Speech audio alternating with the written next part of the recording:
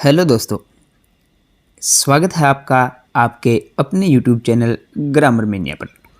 तो आज जो हम पोइम पढ़ने वाले हैं वो 12th क्लास से an elementary school classroom in a slum. काफ़ी अच्छी पोइम, काफ़ी अच्छा यहाँ पर एक स्लम एरिया जो होता है, एक झुग्गी झोंपड़ियों वाला एरिया जो होता है, वहाँ पर उन स्कूल्स के अंदर स्टूडेंट्स की कंडीशन जो है वो क्या होती है और उन स्कूल्स की कंडीशन जो है वो क्या होती है, उन बच्चों का फ्यूचर जो है वो क्या होता है और पोइट जो है किसको जिम्मेवार ठहराते हैं उनके इस कंडीशन के लिए और किस तरीके से उनको इस कंडीशन से बाहर निकाला जा सकता है। इन सभी पॉइंट्स के ऊपर आज की इस पोइम के अंदर हम डिस्कशन करने वाले हैं। तो जितने भी व्यूवर्स जो हैं या न्यू व्यूवर्स जो हैं वो प्लीज़ जाकर के इस चैनल को ज़्यादा से ज़्यादा संख्या में सब्सक्राइब कीजिए और वीडियो को ज़्यादा से ज़्यादा शेयर कीजिए। तो आज की पोइम जो है an elementary school classroom in a slum, कि एक स्लम एरिया के अंदर एक एलिमेंट्री स्कूल जो है वहाँ पर एक क्लासरूम के बारे में जो है हमें यहाँ पर बताया हुआ है। और इस पोइट को कंपोज किया है स्टीफन स्पेंडर ने। स्टीफन स्पेंडर के द्वारा जो है ये पोइम जो है वो लिखी हुई है। तो पॉइंट्स जो इस पोइम के अंदर मेन पॉइंट्स जो है, सबसे पहले the poet voices his for the slum children. तो माफ़ी चाहूँगा, यहाँ पर थोड़ा सा ये टाइपिंग के अंदर थोड़ी प्रॉब्लम थी। The poet voices his concern word आना था कि अपनी चिंता जाहिर करते हैं। पोइट जो है वो अपनी चिंता जाहिर करते हैं किन के प्रति? स्लम चिल्ड्रन के अंदर, स्लम जो चिल्ड्रन जो है स्लम एरिया के अंदर जो बच्चे रहते हैं उनके बारे में जो है वो काफ़ी ज़्यादा चिंतित है। उनके बारे में जो है वो क्या किस बात को लेकर चिंतित है वो आगे के पॉइंट में हम देखेंगे। पोइट क्या देखते हैं? Poet sees some children sitting in a slum classroom. वो देखते हैं कि एक स्लम क्लासरूम के अंदर, स्लम एरिया के अंदर जो है बिल्कुल पुअर जो कास्ट के लोग जो रहते हैं, बिल्कुल झुग्गी झोंपड़ी, वहाँ पर बिल्कुल कोई भी सुख सुविधाएं जो है उनको प्रोवाइडेड नहीं है। तो वहाँ पर एक स्कूल जो है एलिमेंट्री स्कूल, उस क्लासरूम के अंदर कुछ एक बच्चे बैठे हुए हैं। उन बच्चों की कंडीशन क्या है? There is no sign of any warm blood running on the faces of these poor children। कि there is no sign of any warm blood running on the faces of these poor children, यानी कि इन बच्चों के चेहरे जो है वो कहीं ज़्यादा दूर है। वार्म ब्लड रनिंग, इस लाइन का पॉइंट जो है कुछ ये कहना चाहते हैं कि वो बच्चे जो हैं उनके अंदर एनर्जी नाम की कोई चीज़ नहीं है, यानी एनर्जी उनके अंदर बिल्कुल नहीं है। They are pale and look lifeless. वो उनका रंग जो है ऐसे लगता है कि जैसे कुपोषण के वो शिकार हों और बिल्कुल पीला रंग उनका पड़ा हुआ है। काफ़ी ज़्यादा लाइफलेस लग रहे हैं वो, जैसे उनके अंदर ज़िंदगी नाम की चीज़ जो है वो बिल्कुल नहीं है। इसके बाद क्या बताया गया है? देयर अनटाइडी हेयर, यानी कि अच्छे से उनके बाल जो है वो काफ़ी ज़्यादा उलझे हुए से बाल हैं, अच्छे से कॉम्ड नहीं है। Their untidy hair looks like rootless weeds on their pale face. तो क्या है? ऐसे वीड्स यानी कि जो खरपतवार जो होती है, वो पौधे जो हमारे किसी काम के नहीं होते, उन पौधों की तरह जो है उनके पीला पड़ा जो चेहरा जो है ना, उसके ऊपर जो है वो बाल जो है वो बिखरे हुए हैं बिल्कुल। और इसके बाद जो है यहाँ पर कुछ इस क्लास के अंदर कुछ एक बच्चे जो बैठे हैं, उन बच्चों के बारे में पोइट जो है हमें बताते हैं कि कौन बच्चे बैठे हुए हैं इधर और किस तरह के बच्चे जो है वो इधर बैठे हुए हैं। So first of all there is a tall girl, एक लड़की जो है with her head weighed down. तो एक लड़की अपने सर को झुकाए हुए, ऐसा लग रहा है जैसे मानो किसी बहुत बड़े भार के कारण उस लड़के का सर जो है वो नीचे की तरफ झुका हुआ हो। A boy as thin as paper, एक लड़का जो है बिल्कुल कागज़ के जैसा पतला जो है। And has small terrified eyes like those of rates, और काफ़ी उसकी आंखों के अंदर एक तरह का डर है। और उसकी आंखें जो है उनका कंपैरिजन किससे किया गया है? एक चूहे के जैसी उसकी आंखें जो है वो दिखने में प्रतीत होती है। यानी कि चूहा जो होता है उसकी आंखों में हमेशा आपको क्या लगेगा? एक तो आप ये कह सकते हो कि उसकी आंखें बाहर की तरफ निकली हुई सी होती है, और दूसरा जो है चूहा आपको हमेशा ऐसे लगेगा जैसे हर समय कुछ ना कुछ खाने की चीज़ जो है वो तलाशता रहता है, कुछ ना कुछ खोजने की कोशिश में लगा रहता है। तो यहाँ पर इस लड़के की आंखों को जो है वो कंपेयर किया गया है एक चूहे की आंखों से। और एक और लड़का वहाँ पर बैठा हुआ है जो कि a boy with twisted bones, यानी कि उसका शरीर जो है वो पूरे तरीके से विकसित नहीं हो रखा है, उसकी हड्डियां जो है वो मुड़ी हुई है और वो वहाँ पर बैठे हुए अपने टेबल पर लेसन्स को रीड कर रहा है। He has swollen joints as his father has. तो वो गठिया रोग जो है यानी कि उसके जॉइंट्स जो है हड्डियों के वो बिल्कुल अच्छे तरीके से विकसित नहीं हो रखे हैं और ऐसे लग रहा है मानो कि यह बीमारी उसको अपने फादर से विरासत में मिली हो। और इन सभी के अलावा वहाँ पर एक अननोटिस्ड बॉय जो है, एक ऐसा लड़का जिसकी तरफ किसी का ध्यान नहीं है। An unnoticed boy is very sweet little child, बहुत ही प्यारा बच्चा, छोटा सा बच्चा जो है, seems to be lost in his dreams of squirrel's game. तो वो ऐसे लग रहा है जैसे कि कुछ पाना चाहता हो अपनी लाइफ के अंदर, उसके कुछ सपने हों और वो क्लासरूम से बाहर एक पेड़ के ऊपर कुछ गिलहरियाँ जो है वो कुछ गेम खेल रही है और वो उस गेम के अंदर खोया हुआ है, अपने ही ड्रीम्स के अंदर जो है वो खोया हुआ है। तो ये काफ़ी ज़्यादा इंपॉर्टेंट है कि क्लासरूम के अंदर जितने भी स्टूडेंट उधर बैठे थे, जितने भी बच्चे थे, उनका वर्णन करना। तो एक टॉल गर्ल का यहाँ पर एक्सप्लेनेशन दिया हुआ है। अ बॉय, एक लड़के का जो कि बहुत ही पतला सा है, टेरिफाइड आइज़ है उसकी चूहे के जैसी। एक लड़का जिसकी हड्डियां जो है यानी किसी तरह की बीमारी से वो ग्रस्त है और ये बीमारी ऐसे लग रहा है जैसे उसके फादर से उसको विरासत में मिली हो। एक अननोटिस्ड बॉय बैठा है जो बाहर किसी स्क्वेयर कोई पेड़ के ऊपर गिलहरियाँ जो खेल रही है उनके गेम को जो है वो देख रहा है और अपने ही ड्रीम्स के अंदर वो लड़का खोया हुआ है। इसके बाद जो है उस क्लासरूम की दीवारें जो है वो किस तरह की है, उन दीवारों के ऊपर क्या क्या चीज़ें जो है वो लगी हुई है। तो the wall of this classroom smell of सोर क्रीम। तो इस क्लासरूम की दीवारें काफ़ी पुरानी दीवारें हैं और ऐसा लग रहा है जैसे कि किसी खट्टी क्रीम के अंदर से स्मेल आती है, इस तरह की गंध उन दीवारों से आ रही है। Bear the name of those who have given donations to build this classroom. तो उस दीवार के ऊपर क्या है, उन लोगों के नाम जो है वो लिखे हुए हैं जिन्होंने इस क्लासरूम को बनाने के लिए कुछ दान दक्षिणा वगैरह दी है, तो उन लोगों के नाम वहाँ पर लिखे हुए हैं। They have the pictures of a cathedral dome, Shakespeare's bust, a cloudless dawn, the flowery valley of Tyrol. तो वहाँ पर क्या है, कुछ तस्वीरें लगी हुई है। कैथेड्रल डोम किसी गिरजे की तस्वीर लगी हुई है, शेक्सपियर के धड़ की तस्वीर जो है वो लगी हुई है, एक क्लाउडलेस डॉन यानी एक ऐसी सीनरी लगी हुई है जहाँ पर बिल्कुल साफ आसमान जो है, क्लाउडलेस बिल्कुल डॉन सुबह की सीनरी जो है वो लगी हुई है। और एक वैली जो टायरोल वैली, एक घाटी है जिसके अंदर घंटी के आकार के फूल जो है वो पाए जाते हैं। तो एक वो फोटो जो है उस क्लासरूम के अंदर लगी हुई है। तो ये भी काफ़ी इंपॉर्टेंट है कि उस क्लासरूम की दीवारों के ऊपर कौन सी चीज़ें जो है वो लगी हुई है। तो आगे देखते हैं और क्या क्या है उस क्लासरूम के अंदर। उस क्लासरूम के अंदर जैसे एक मैप भी लगा हुआ है और वो मैप जो है वो किस चीज़ को एक्सप्लेन करता है, क्या चीज़ दिखाता है। The map shows all the seas. उस मैप के अंदर जो है सभी तरह के समुद्र वगैरह दिखाए हुए हैं, लैंड्स दिखाई हुई है।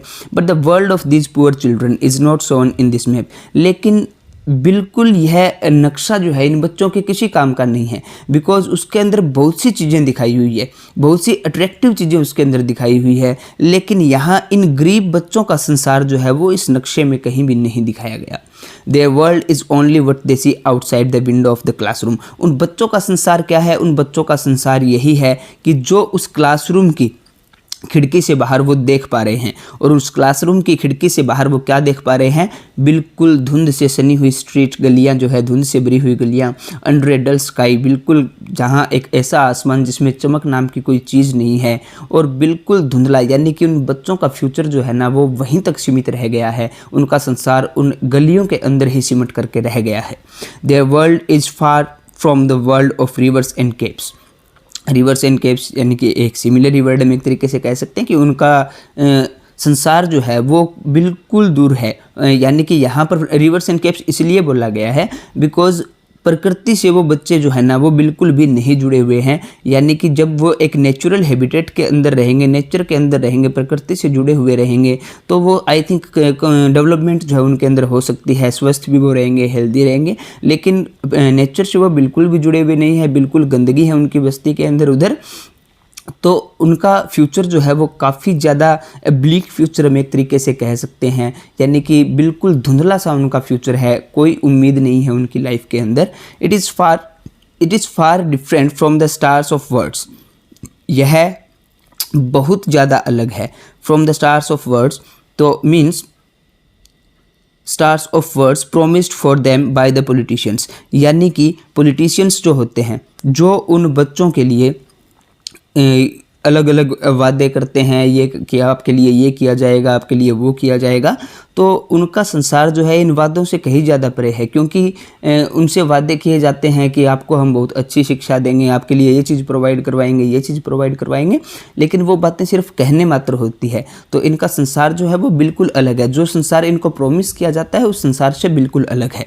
और पिक्चर्स जो वहाँ पे लगाई हुई है, तो the pictures and maps have no meaning for these poor children, वहाँ पर लगी हुई तस्वीरों का, उस नक्शे का इन बच्चों के लिए जो है कोई महत्व नहीं है। They can only arouse in them temptations that lead them to steal, यानी कि ये अच्छी अच्छी चीज़ें जो वहाँ पर लगाई हुई है, मैप वगैरह लगाए हुए हैं, उसके अंदर इतनी अच्छी अच्छी चीज़ें जो दिखाई हुई है, इनको देख करके वो बच्चे सिर्फ क्या कर सकते हैं, इनको चुराने के लिए प्रेरित हो सकते हैं कि हाँ वो इनको चुराने की कोशिश कर सकते हैं, इससे ज़्यादा जो है इनकी कोई वैल्यू नहीं है। These children spend their lives, ये बच्चे जो है वो अपनी ज़िंदगी बिताते हैं in homes which are like cramped holes, बिल्कुल जैसे बिल्कुल सुराख होते हैं ना, बिल जो बने हुए होते हैं, बिल्कुल वैसे ही ये बच्चे जो है अपनी ज़िंदगी जो है पूरी की पूरी लाइफ जो है वो निकाल देते हैं, बिल्कुल बिलों के अंदर जो है। They are so weak and thin that their bones can be seen under the skin, और वो इतने ज़्यादा कमज़ोर, इतने ज़्यादा दुबले पतले हैं कि उनकी हड्डियाँ जो है वो उनकी चमड़ी के अंदर से बिल्कुल साफ दिखाई दे रही है। For the children map of the world is, इन बच्चों के लिए ये वर्ल्ड का मैप जो उनकी क्लास में लगा हुआ है, वर्ल्ड का नक्शा जो लगा हुआ है, मीनिंगलेस, इसका कोई अर्थ नहीं है, कोई इसकी वैल्यू नहीं है। In place of these maps, जो क्लास में नक्शे लगे हुए हैं, इनकी जगह there should be pictures of the slums, तो वहाँ पर क्या है, उन मैप्स की जगह उनकी झुग्गी झोंपड़ियाँ जो है, स्लम जो है, एरिया जो है, वो तस्वीरें वहाँ पर लगी हुई होनी चाहिए, बिकॉज इस नक्शे के अंदर जो है कोई किसी तरह भी प्रकार का वर्णन जो है उनका नहीं किया हुआ। इसके बाद किसको रिस्पॉन्सिबल जो है वो बताते हैं पोइट यहाँ पर।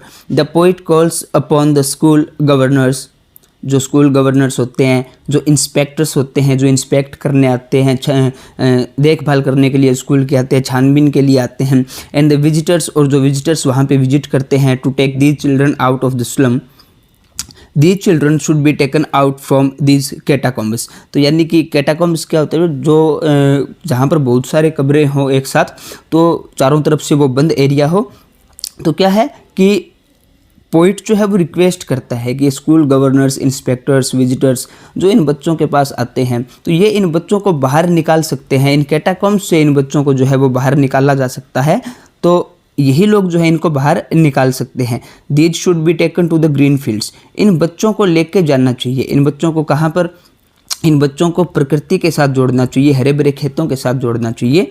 ऑन द गोल्डन सैंड्स, यानी कि बिल्कुल मिट्टी के ऊपर जो है, धरती के ऊपर ये अपना आभास जो है वो दिखा सकें, अपना एहसास ये करा सकें, बिल्कुल फ्रीली ये एक ओपन एरिया के अंदर, एक खुले आसमान के अंदर आज़ादी से ये बच्चे घूम सके, प्रकृति को पूरा इंजॉय कर सके, प्रकृति के साथ घुल मिल सकें। The poet says that history belongs only to those nations where children can live freely, कि इतिहास जो है वो उन्हीं नेशन का होता है जहां पर बच्चे जो है आज़ादी से रह सकें और इंजॉय कर सकें सभी ब्लेसिंग्स, यानी कि सभी ब्लेसिंग्स जो भगवान के द्वारा, गॉड के द्वारा दी गई होती है, वो इस सूर्य के प्रकाश के नीचे, यानी इस धरती पर अच्छे से जो है सब चीज़ों का आनंद जो है वो बच्चे जो उठा सकें। तो पॉइंट ये चाहता है कि इन सभी बच्चों को यहाँ से बाहर निकालने की बहुत ज़्यादा ज़रूरत है। इनको जो है क्लास के अंदर बड़े बड़े नक्शे लगाने की, या फिर विलियम शेक्सपियर का फ़ोटो लगाने से, विलियम शेक्सपियर का फ़ोटो जो यहाँ पर लगा हुआ है, तो इसका मतलब क्या है, उन बच्चों को जस्ट सिंपल अल्फ़ाबेट भी नहीं पता, उनको लिखना भी नहीं आता कुछ, लेकिन वहाँ पर उनको विलियम शेक्सपियर का फ़ोटो दिखाना, तो ये बिल्कुल एक अजीब सी बात है कि ये पिक्चर जो है उनके लिए कोई मायने नहीं रखती। ये नहीं जानते उस इंसान को, विलियम शेक्सपियर को, क्योंकि इन बेचारों को तो बिल्कुल कुछ लेटर्स, अल्फ़ाबेट्स वगैरह जो है वो भी नहीं सिखाए गए हैं अभी तक। इसके बाद जो है इम्पोर्टेंट कीवर्ड्स जो है इस पोएम के अंदर जो आते हैं, गस्टी वेव्स, गस्टी वेव्स यानी सडन स्ट्रॉन्ग वेव्स, यानी एकदम आने वाले स्ट्रॉन्ग ताकतवर लहरें जो होती है, तो ये स्टार्टिंग में ही पोएम के यूज़ किया गया है कि फार फार फ्रॉम गस्टी वेव्स, यानी कि एनर्जी जो है वो इन बच्चों के अंदर जो है वो बिल्कुल नहीं है। पेलोर का मतलब होता है शरीर का जो असामान्य पीलापन जो होता है, शरीर का पीला पड़ जाना। स्टंटेड का मतलब अच्छे तरीके से डेवलप न होना, अच्छे तरीके से विकसित न होना। नाल्ड डिजीज़ का मतलब एक इस तरह की डिजीज़ जिसके अंदर हड्डियां जो है और जोड़ जो है वो काफ़ी ज़्यादा उनमें सूजन वगैरह आ जाती है, हड्डियां जो है वो मुड़ जाती है, स्किन जो है वो काफ़ी ज़्यादा रफ हो जाती है। Civilized dome, here it means the main church of a district, किसी डिस्ट्रिक्ट के अंदर जो मुख्य चर्च जो होता है उसको एक्सप्लेन किया गया है इस वर्ड से, civilised dome.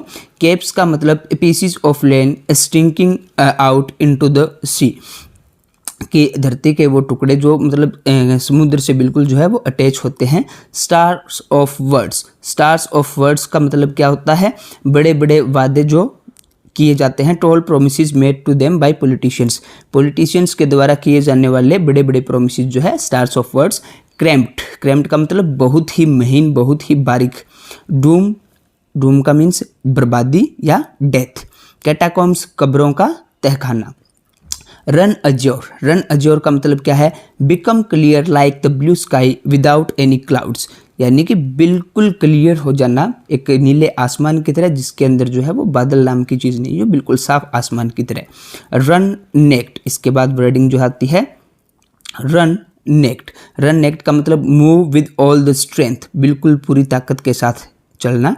Whose language is the sun means who have no worry और केयर, यानी कि जिसको जो है किसी तरह की कोई चिंता की जो है वो ज़रूरत नहीं है, किसी तरह की चिंता जिसके मन में ना हो। इसके बाद इंपॉर्टेंट क्वेश्चंस जो हैं, कौन से क्वेश्चंस इस पोएम से आपके लिए इंपॉर्टेंट रहेंगे।